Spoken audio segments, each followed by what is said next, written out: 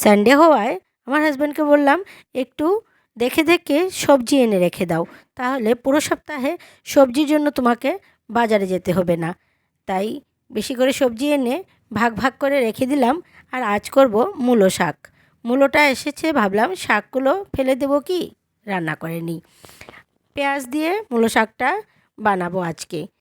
আজ একটু কাজে তাড়াহুড়ো লেগে গেছে, কারণ মেয়েদের স্কুল থেকে ওদের টিচাররা এসেছিল ভিজিট করার জন্য। সে গল্পগুজব করতে করতে অনেকটাই দেরি হয়ে গেল। আমি ভাবলাম রান্নাটা একটু শর্টকাট করি, তা না হলে সময় মতন লাঞ্চও করা যাবে না। তাই চটজলদি আমি রান্নাবান্না করে নিলাম। তা না হলে রান্না করতে অনেকটাই সময় লেগে যায়। যদিও মানে শর্টকাটের কোনো থাকে আইটেম, তাহলে একটু তাড়াতাড়ি হয়। আর যদি 2-4টে আইটেম রান্না করতে গেলে অনেকটাই সময় লাগে। আর এদিকেও রান্না তো প্রায় হয়ে আসছে, কিন্তু গন্ধটা এমন বেরিয়েছে, সবাই বলছে কখন হবে আর কখন হবে। আমার বড় মেয়ে এসে তো রান্নায় হাতই লাগালো, যাতে রান্নাটা একটু তাড়াতাড়ি হয়ে যায়, তাহলে ও তাড়াতাড়ি খেতে পারবে। ডিমটা তো সবারই প্রিয়। কেন যে আমরা এত সবাই ডিমকে এত ভালোবাসি, এইটাতে এমন কি আছে খাবারের, তাও সবাই ডিম শুনলেই খুশি হয়ে যায়। এবার হয়ে গেছে রান্নাবান্না, আর দেখতে পাচ্ছ শাক আর ডিমটাই করলাম।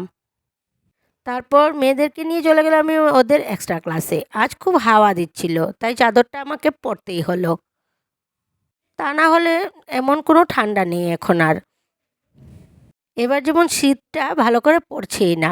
জানি না বাইরে যদি একটু বেশি থাকে, কিন্তু আমরা ঘরে একদমও বুঝতে পারি না যে শীতের দিনে এসেছে।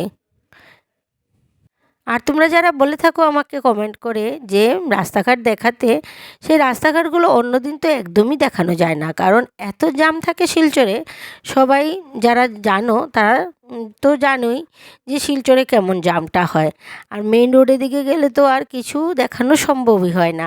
আজকে রাস্তাঘাট একদমই ফাঁকা, এক তো সানডে, তারপর শীত, তার মধ্যে পৌষ মাস, সব কিছু মিলিয়ে রাস্তাঘাট একদম ফাঁকা। ওই 2-একটা সেকেন্ড হ্যান্ড কাপড়ের দোকান, সেগুলোই বসেছে ফুটপাতে, আর বাকি 2-4টে দোকান খোলা, আর বাকি সবই বন্ধ।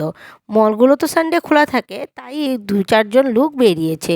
পৌষ মাসে তো বিয়ের সিজনও না, তাই রাস্তাঘাট একদম ফাঁকা। তা না হলে গরমের দিন হলে তাও রবিবার একটু রাস্তাঘাটে লোকজন দেখা যায়। সানডে হওয়ায় তেমনটা ফাঁকা, তা না হলে কিছুই দেখানো সম্ভব হয় না।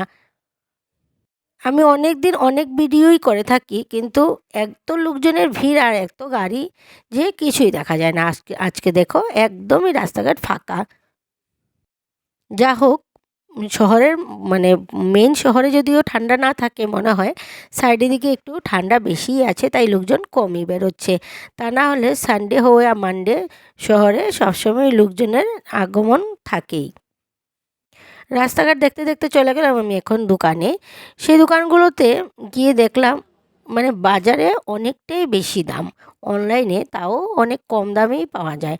সব কিছুরই যেমন একটা খুব বেশি দাম ওরা বলছে।